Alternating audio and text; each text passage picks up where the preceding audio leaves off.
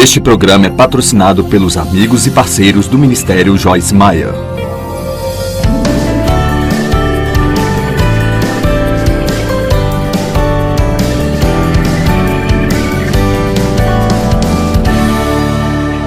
Estou trabalhando em uma série chamada Nenhuma Arma Forjada Contra Você Prosperará. Em Isaías 54:17, vamos ler novamente. Nenhuma arma forjada contra você prosperará, e toda língua que se levantar contra você em julgamento, você mostrará estar errada. A paz, a justiça e a segurança, o triunfo sobre toda a oposição. 4 coisas nós vemos aqui: paz, justiça, segurança e triunfo sobre a oposição são nossa herança. Na verdade, é tudo aquilo que nós herdamos de Jesus Cristo.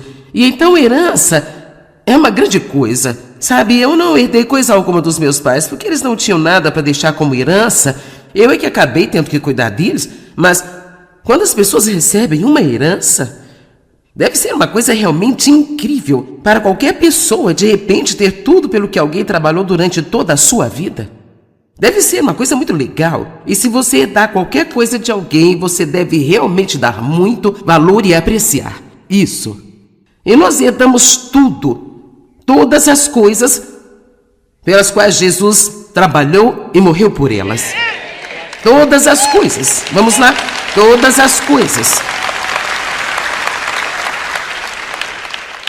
Basta pensar por um minuto que quando ele foi pregado naquela cruz, ele levou todos os pecados do mundo inteiro sobre si mesmo. Ele pagou a dívida que nós devíamos. E agora nós já não temos que suportar a vergonha, a reprovação, a censura, a culpa, o emblema do pecado. Mas a Bíblia nos diz que podemos ter outras coisas. Nós podemos ter paz, nós podemos ter justiça, nós podemos ser seguros e confiantes. Quantos aqui precisam disso? E nós podemos triunfar sobre a oposição. Nós somos mais que vencedores. Nós não temos que ter medo de problemas. Não precisamos ter medo do que vai acontecer no mundo de hoje. Eu não tenho medo de nada disso. Eu não tenho medo disso. Deus está do nosso lado. Ele vai ajudar-nos e cuidar de nós. E se nós nascemos nesta geração, estamos vivos, então Deus nos preparou e nós podemos lidar com o que vier. Se não pudéssemos lidar com isso, Deus teria nos feito nascer em outra geração. Ele até mesmo escolhe o período de tempo em que você vai viver. Amém? A paz, a justiça, a segurança, o triunfo sobre a oposição são a herança dos servos do Senhor. Eu gosto da amplificação: aqueles em quem o servo ideal do Senhor é reproduzido. Assim, essas promessas não são feitas apenas para as pessoas que se sentam na igreja 3 vezes por semana e chamam a si mesmas de cristãs, mas essas promessas são feitas para as pessoas que estão comprometidas e sérias, e aquelas pessoas que estão realmente trabalhando com o Espírito Santo, não entrando nas obras da carne, mas cooperando e trabalhando com o Espírito Santo de Deus, para deixar o que Jesus tem feito em você como um dom gratuito ser trabalhado através de você, para que este mundo realmente possa ver quem Jesus é. Amém? Você entende isso? Jesus vem e faz como que um download sagrado em nós. No momento em que você recebe Cristo como seu Salvador, todas estas coisas maravilhosas são depositadas em seu espírito. Você é um espírito, você tem uma alma e você vive num corpo. Quando você olha para si mesmo no espelho, você só vê seu corpo. Mas, rapaz, há muito mais para nós do que apenas isso. Há pensamentos, sentimentos, emoções e motivos e desejos, e todas estas coisas que continuam em nós, que as pessoas não podem ver. E então, mais profundo do que isso, está o espírito do homem, que é onde nós temos a revelação de Deus, a intuição, que é onde a nossa consciência funciona, onde nós temos comunhão com Deus, onde ouvimos de Deus e somos guiados pelo Espírito. Então, muitas coisas maravilhosas acontecem dentro de você que você não vê quando se olha no espelho. E a Bíblia nos diz em 1 João 3, versículo 9, que quando nós nascemos de novo, nós recebemos a semente divina do Deus Todo-Poderoso. É o que a Bíblia amplificada diz. Então, se você pode lidar com isso, ficamos grávidos de Deus. com a santidade. E veja, você está me olhando meio estranho? Bem, todos sabemos o que é a semente, é o que acontece quando o marido planta a sua semente no ventre de sua esposa. Bem, o nosso espírito é como o nosso ventre. E 1 João 3,9 diz que nós temos plantada em nós a divina semente do Deus Todo-Poderoso e que nós não podemos continuar com o hábito de propositalmente pecar, porque a natureza de Deus habita em nós. Eu acho que você não acredita em mim, aqui está. Ninguém nascido de Deus deliberadamente, conscientemente e habitualmente pratica o pecado. Isso não significa que não pecamos, mas diz que você não pode simplesmente ficar satisfeito em apenas ter um estilo de vida pecaminoso e nunca mudar e apenas habitualmente, conscientemente, estou pecando, eu não me importo. Você não pode fazer isso, porque a natureza de Deus permanece em você, seu princípio de vida, aquela semente divina, fica permanentemente dentro de você. E você não pode praticar o pecado, porque você nasceu de Deus. Então, quantos de vocês sabem o que acontece quando uma mulher fica grávida? A princípio ela fica muito animada, eu estou grávida, e você olha bem e não parece grávida. Bem, isso é o que acontece com o crente recém-nascido de novo, ele fica tão animado, meus pecados são perdoados, e todas estas coisas assim e tal. E você olha, eu não vejo qualquer mudança. Amém? Muitas vezes o que eu fiz, eu não planejava ir nessa direção, mas eu muitas vezes trouxe aqui várias mulheres grávidas para a plataforma que estavam grávidas em diferentes estágios.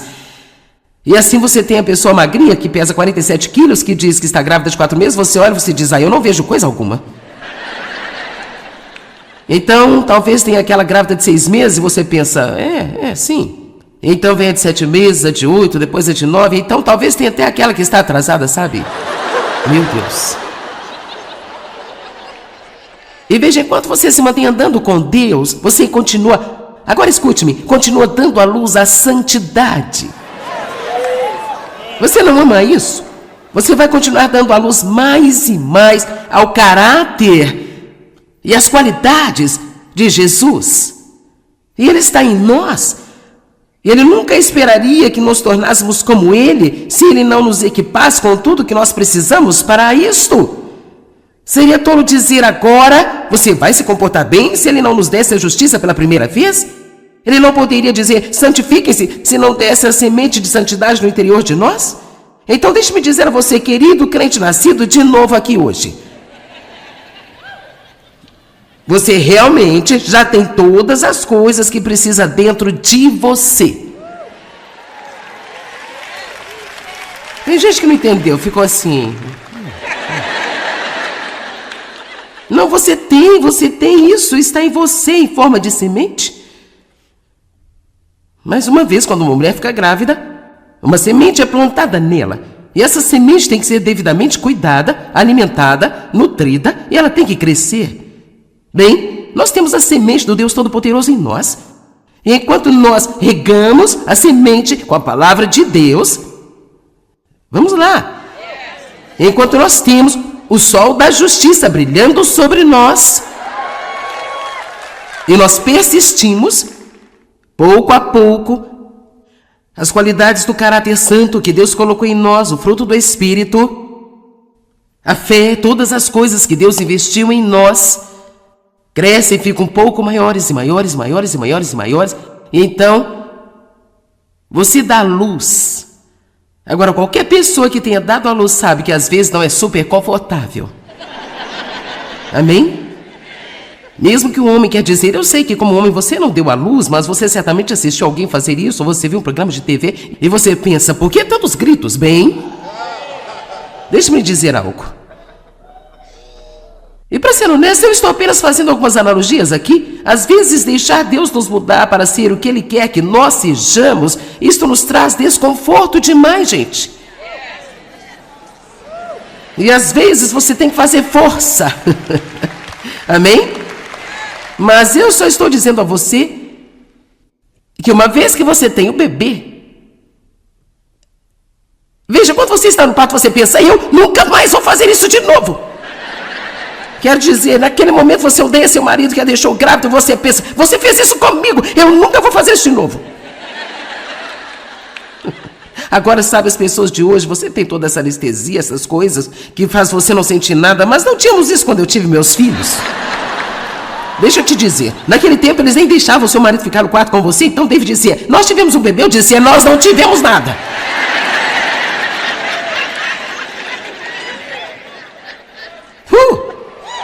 Meu último filho pesava 5 quilos e 30 gramas. Nós não tivemos nada.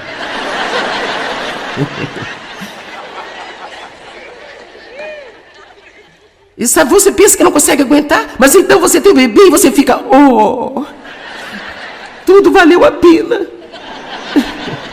E sabe, eu posso olhar para trás na minha própria vida e, sabe, certamente você pode entender que passar pelo que eu passei quando criança, ou que muitos de vocês passaram em suas vidas, as coisas diferentes que nós encontramos, sabe, eu era muito confusa e saindo de onde eu estava para onde eu estou, seria tolice ficar aqui e dizer a você que foi fácil, porque não foi.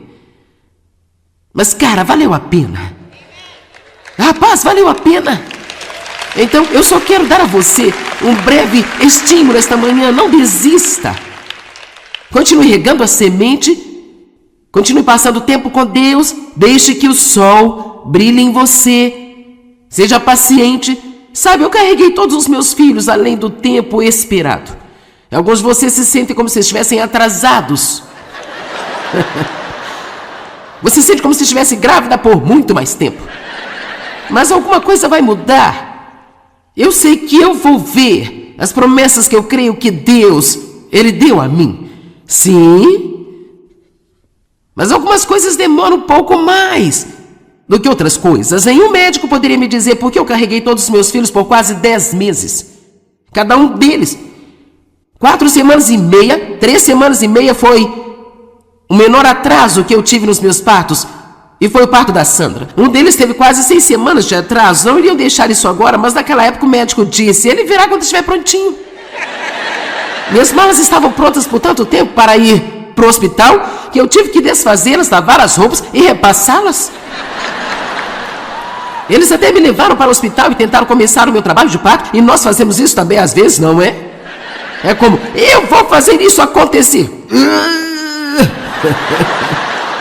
Vamos lá, você sabe como é.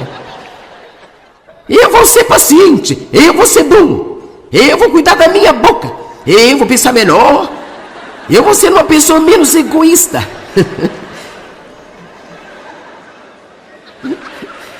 Eles tiveram de me mandar de volta para casa. Eu tive o trabalho de parto e nenhum bebê. Você está me acompanhando aqui hoje?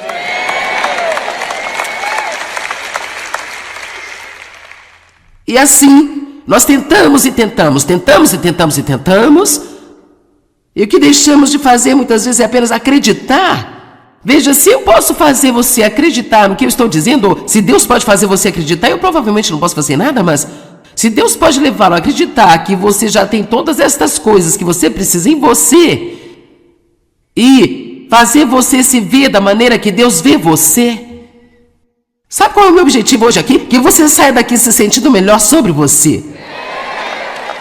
Eu quero que você saia daqui vendo a si mesmo como Deus vê você, tendo para si mesmo a esperança que Deus tem para você, tendo a fé que Deus tem para você, e estando de acordo com Deus, que você pode e vai ser tudo aquilo o que Deus diz que você será e você fará.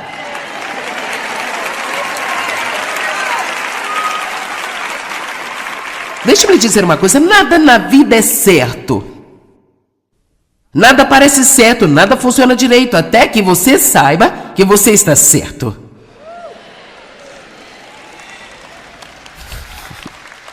Obrigada a você por esse pequeno...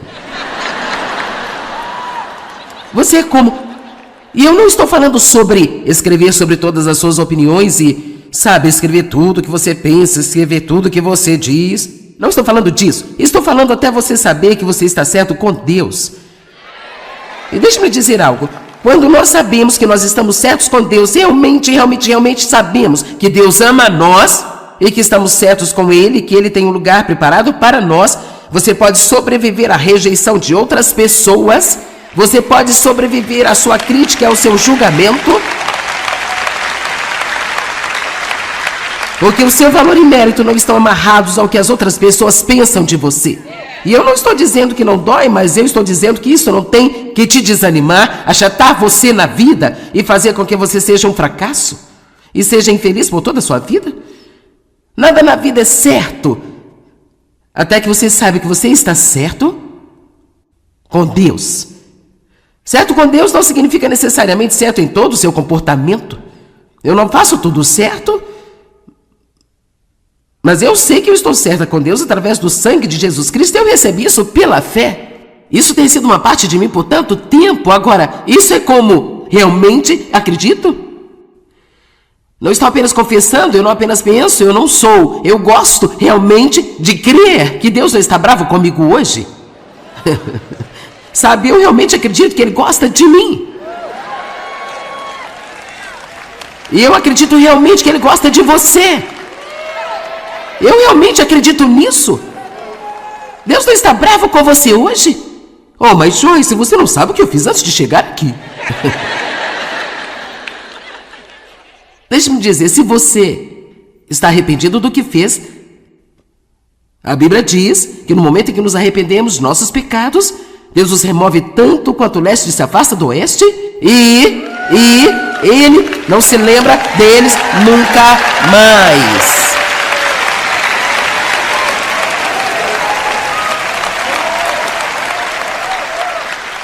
E eu amo que diz em Hebreus capítulo 10 que Ele se tornou o perfeito sacrifício que seria necessário para pagar nossos pecados. Ele pagou de uma vez por todas. Todo mundo entra nisso, nunca terá que ser feito novamente. E já não há mais, agora entenda isso, não há mais oferta para ser feita como um sacrifício pelos pecados. Sabe o que isso significa? Quando eu pecar, eu não tenho que sacrificar. Cristo Jesus foi sacrificado. Uma das coisas que eu sacrifiquei durante anos foi a alegria. Eu senti que eu certamente não merecia desfrutar de mim mesma. As pessoas sacrificam a oração, elas não oram se o fazem e são orações fracas, elas não fazem orações corajosas. As pessoas sacrificam pensando que Deus não pode usá-las em qualquer tipo de ministério se elas não tiverem sido realmente boas o tempo inteiro. Deixe-me dizer, se você tivesse visto a condição que eu estava quando comecei a ensinar os meus estudos bíblicos, você teria dito assim, isso é realmente estúpido. Você pode ter me ouvido contar essa história, mas eu comecei a ensinar a Bíblia usando shorts curtos e fumando na cara das pessoas.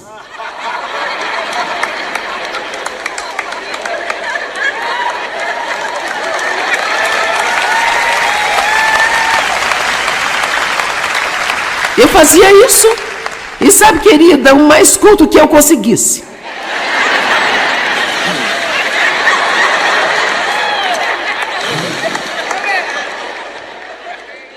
Veja, a verdade é que eu não sabia de nada melhor. Eu ia à igreja o tempo todo, todos os meus amigos faziam isso. Quero dizer, meu pastor fumava e fumava, sabe, não havia nada de errado com isso. Agora, depois de um tempo, quando Deus começou a convencer a mim, e se eu não obedecesse e parasse com aquilo, não porque seja pior do que comer demais ou muitas outras coisas, porque estamos apenas falando sobre não prejudicar o nosso corpo. Eu não sei por que os cristãos colocam essas três coisas como grandes: fumar, praguejar e beber. É como você fala palavrão, você fuma, você bebe. Misericórdia, Senhor. Eu estava numa loja um dia com uma amiga minha. Alguns de vocês conhecem Cristiane Kane? Tudo bem.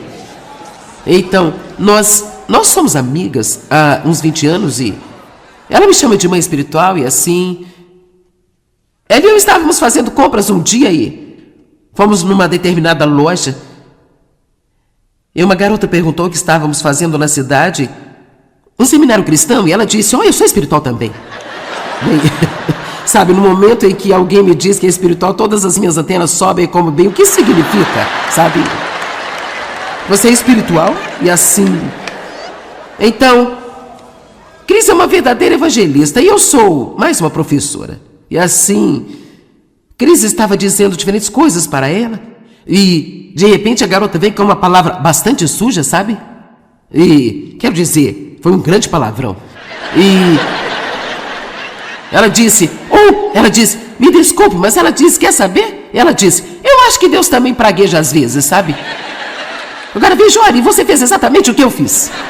E então eu me inclinei no balcão. Aqui estou eu como se estivesse defendendo a reputação de Deus. Então quer dizer, eu fiquei incomodada e eu me inclinei no balcão e eu disse assim, Deus, ele não pragueja. E Cris inclinou-se bem do outro lado e disse, mas ele ama as pessoas que o fazem.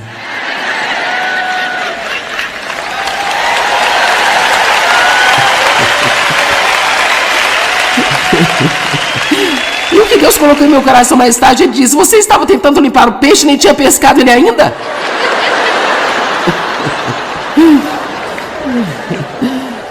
Então, nós temos essas coisas, essa religiosidade, sabe? Se você, praguejar, beber, fumar, bem. Eu estou te dizendo, eu comecei a ensinar a Bíblia, e eu era ungida, sabe?